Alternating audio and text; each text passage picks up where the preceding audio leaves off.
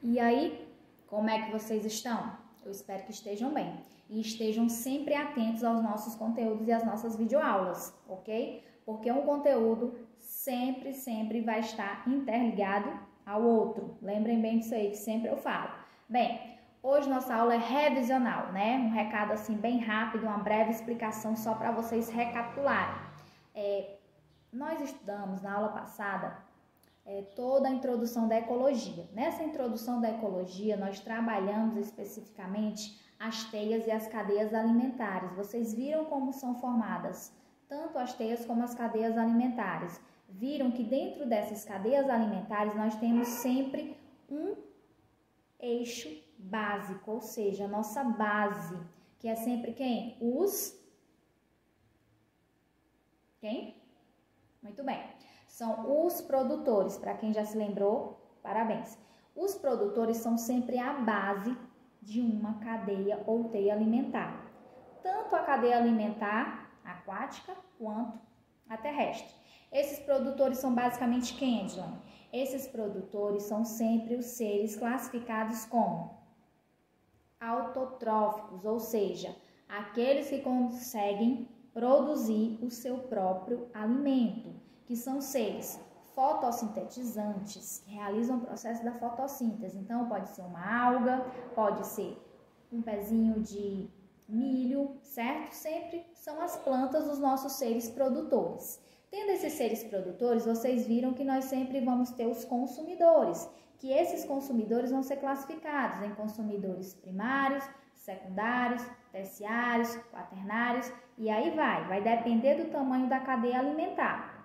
E vimos também que sempre nós vamos ter os decompositores, que são outros seres também bastante importantes dentro de uma cadeia alimentar. Ai, Joane, quem são os decompositores? Os decompositores são todos aqueles seres que fazem o processo de decomposição. Eles estão presentes no solo. Ou podem ser bactérias ou podem ser fungos. Esses são classificados como os nossos seres decompositores dentro de uma cadeia alimentar ou teia alimentar. Beleza. Fora esse conteúdo, nós falamos sobre o quê? Sobre as relações ecológicas. Vocês viram que as relações ecológicas elas vão ser classificadas em intraespecíficas. Como assim?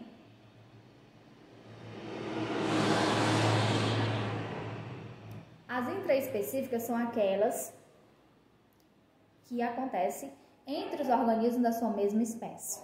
E as relações interespecíficas, que são aquelas que acontecem entre indivíduos de diferentes espécies. Fora isso aí, nós citamos também que essas relações ecológicas elas podem ser ainda harmônicas ou elas podem ser desarmônicas. Isso mesmo.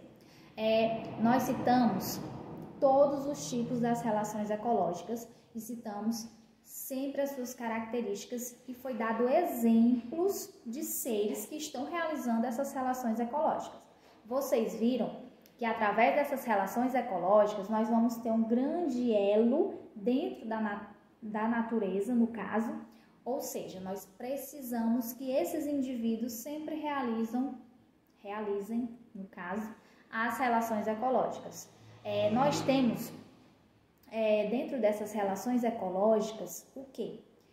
Nós temos que manter essas cadeias alimentares, né, fazendo o seu papel, e temos essas relações ecológicas entre esses seres para estabelecer todo o equilíbrio dentro de um ecossistema. Isso mesmo.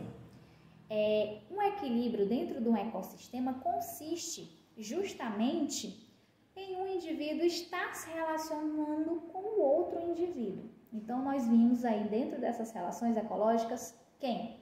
As sociedades, as colônias, estão lembrando?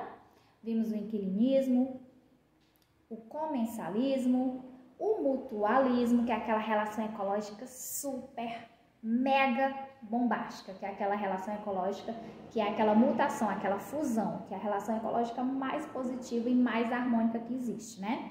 Vimos a protocooperação, que ela é bem semelhante ao mutualismo, por isso sempre é bom vocês terem atenção para não se confundirem entre mutualismo e protocooperação. Fora isso, vimos o canibalismo, o predatismo ou predação, certo? A herbivoria, que também é uma relação ecológica, ok? O parasitismo, que é outra relação ecológica, certo? Então, revejam com atenção esses conceitos básicos e revejam também com atenção o nosso guia de estudo, que eu estou colocando lá na plataforma com algumas questões exemplo, ok? E fiquem ligadinhos até a nossa próxima aula, que vai ser a nossa avaliação, a nossa prova. Fiquem com Deus!